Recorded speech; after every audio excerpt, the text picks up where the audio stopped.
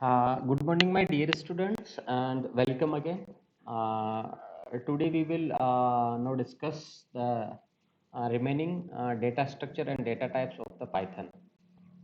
Today, in the last lecture, we have covered the list in detail and what are the various methods of list, how we can creating and accessing and use the list in Python. Now, today we will discuss about the tuple, set, and dictionary. So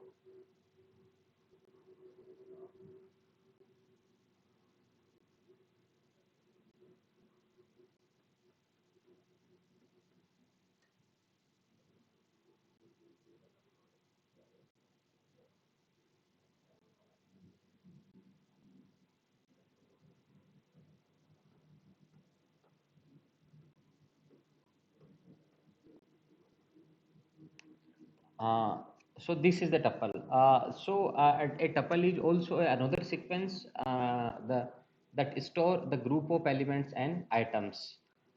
The main difference between a list and tuple is that the tuples are the immutable. That means an element in a tuple cannot be modified and cannot be replaced and cannot be changed, while the list are the changeable and modifiable and mutable.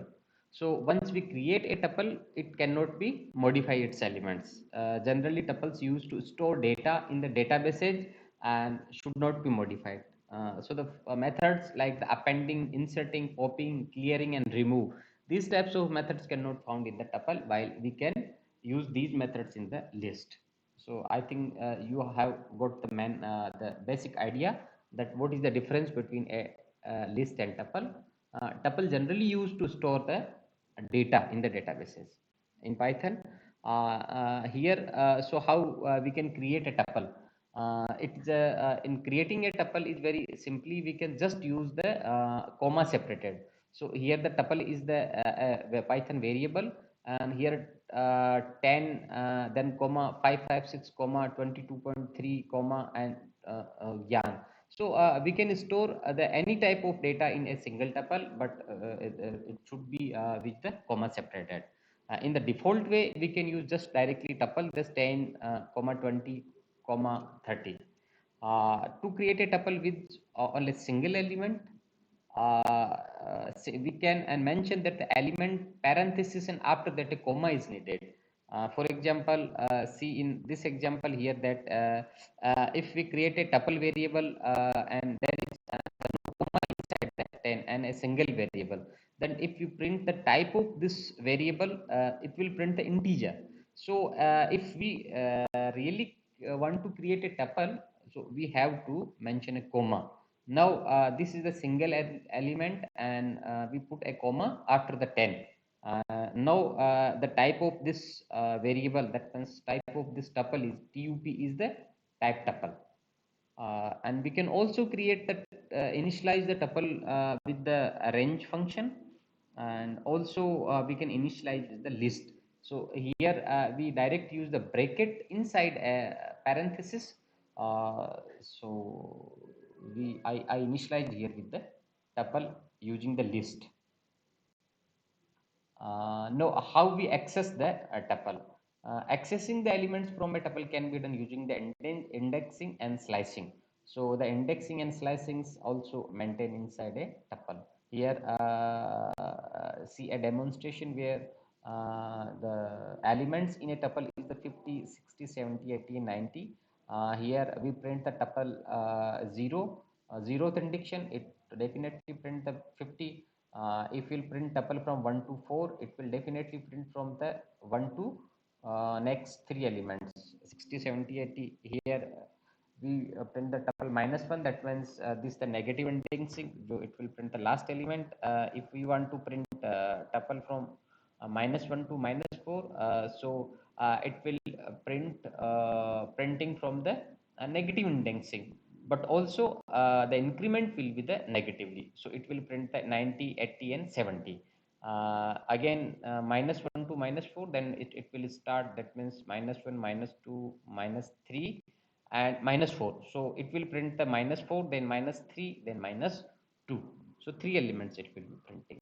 So it is very simple. We need to learn how the indexing work. There are two types of indexing. One is the positive indexing. It will start from the zero. Another is the negative indexing. It will start from the minus one, but from the last elements of a sequence. We can update and delete a tuple. We need to be cautious here that tuple cannot be modified, and these are the immutable. So it means that we cannot update, change up. We cannot change, update an element, change an element of a tuple, delete an element of a tuple. So see here, if we want to modify the second element of a tuple, that means here the second element is the 3, 0, 1 and 2. So second element is the 3. Here we want to replace the second element, that means 3, by the 6. So it will generate a Python error. So another is example is we cannot delete the elements. It will also generate an error. There are some functions in the length is the written the length of a tuple. We can concate two tuples. We can repeat the tuples. We can check a particular given elements in a tuple. It will return a true or false. We can compare the two tuples. It will also return the true or false. We can this method used to return the max elements in a given tuple. It will return the minimum element in a tuple. We can initialize a tuple. We can convert a list into a tuple. So just pass a list in this tuple. We can just count the how many times the particular elements found in a tuple. We can it will return a index number of a given elements in a tuple. We can sort the tuples. So we can also, there are a nested tuple here. The nested tuples means that a list within another list is also called a nested list. So here this is the one element, this is another one element, this is the another element. So there are three elements. So we can say that a list inside a list or tuple inside a list. So tuple 1, tuple 2 and tuple 3, or inside a elements are Ravi CSC 92 again a element. So this is the nested way to print a sequence. Now we discuss about the another data structure, that is the set. Set is the another data structure supported by the Python. Sets are the same as this, but the basic difference is these sets doesn't allow the duplicate entries. We also discuss and also learn in the discrete mathematics the sets. The one of the main property of set is the element of a set doesn't allow the duplicate entries. So technically a set is the mutable and an unordered collection of items. This means that we can easily add and remove items from it. Now creating a set. A set is the created and placing all elements inside a curly braces. So curly braces is the important. As we have seen that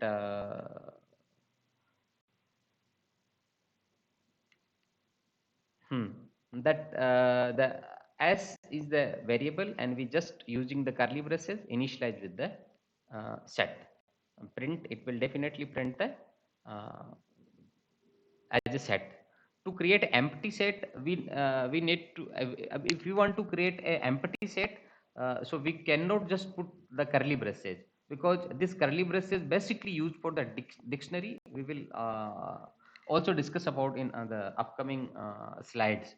So if we want to create an empty set, then this way we will as to set and then put the braces. Otherwise it will treated as a dictionary. So type of s is not the set, it is the type of the dictionary. So if we want to create an empty set, we need to mention the set.